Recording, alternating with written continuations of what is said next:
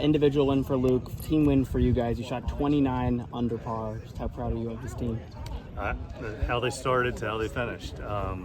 We're focused all week. It's not easy, coming here playing at home with a little bit extra pressure on themselves, and they just went about their business. And it was a truly team win, and obviously incredible for Luke the way he just once again stepped up and brought a lot of energy and a lot of good golf. There was really not a moment in this entire tournament that it was in doubt that you guys were kind of going to win. I mean, just how impressed are you with that start to finish mentality?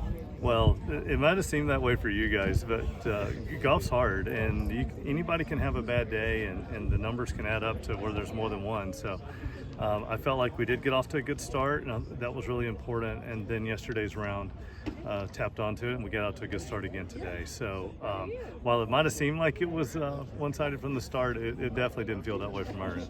How pleasing is a level of consistency of play through 54 holes?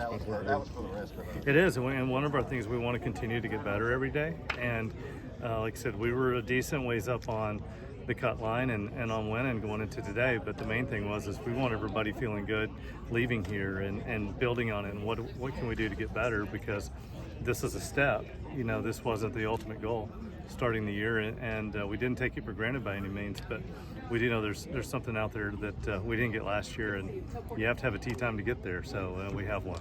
You talked about the consistency, but Luke, probably no one more consistent than him. I think his only bogey of the week came on his 49th hole. Just like the level, the player is, but when he's playing at that high level, Well, what it shows is his concentration, ability to not take a shot off and not let his mind wander, because this golf course, you could drop the ball at the 150-yard marker 54 times, and you're going to make a bogey. So for him to go, I think it was 49 holes without a bogey is literally incredible on this golf course. But that just, once again, how locked in he was to this process, and locked in he is as a college golfer right now for the one last tournament he has coming up. Can you share at all what it was like for you to walk up a team with both Luke and Trey?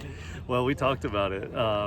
We mentioned it yesterday to you guys, but it's so special for their families and them and everything they've done for Florida State golf. And the sign beside me says, where legacies begin. And they both have a legacy, and it's a great legacy. And the run that we've been here since Gray and Luke have been here is pretty incredible, with a 5th place, a 3rd place, and a 2nd place at the national championship.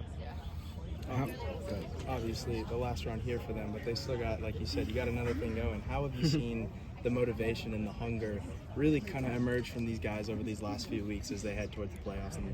I think that's a great question, but I would say that motivation's been there since January.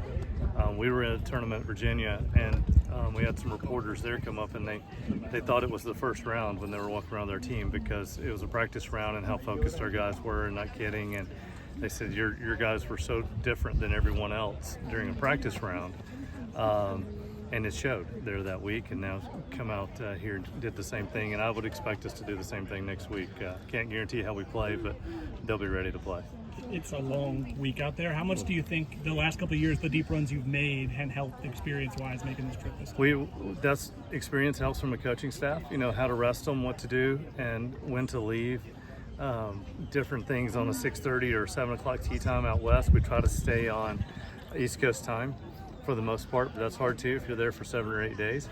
But we have a plan. We know what works for us out there, and we'll be ready.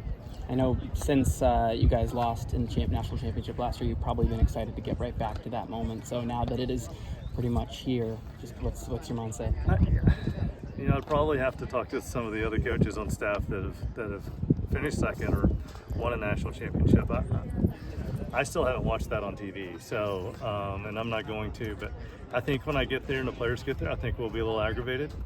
I don't think we're going to be as happy as everybody else that were there, because I think we're still going to be scarred from that. But we're going to look forward to the first tee ball, and then it's completely over. How impressed are you by Luke to cap off a year like this at this point with everything that he's had going on this year? I mentioned it, I think before the tournament started, there hasn't been a college player not only have the year that he's had, but generally when you play in that many professional events and you come back to college, it's no different than pitching in the World Series and getting sent back down to single A. it's hard to be motivated. But he, not only that, he plays in those, comes back and wins these, and brings the same amount of energy every single day. It's incredible how much he loves his team. It's incredible how much he loves golf and Florida State. So he's going to give you everything he's got every single day, no matter what it is. And that's a great question. I've never seen anything like it. What happens from now to when you guys leave for California? Is like rest a few days, or do you get right back to work tomorrow? These guys are terrible at resting. So we're going to meet at 11 o'clock tomorrow. We'll have a logistics meeting and go over the schedules with them and make sure that they have what they need.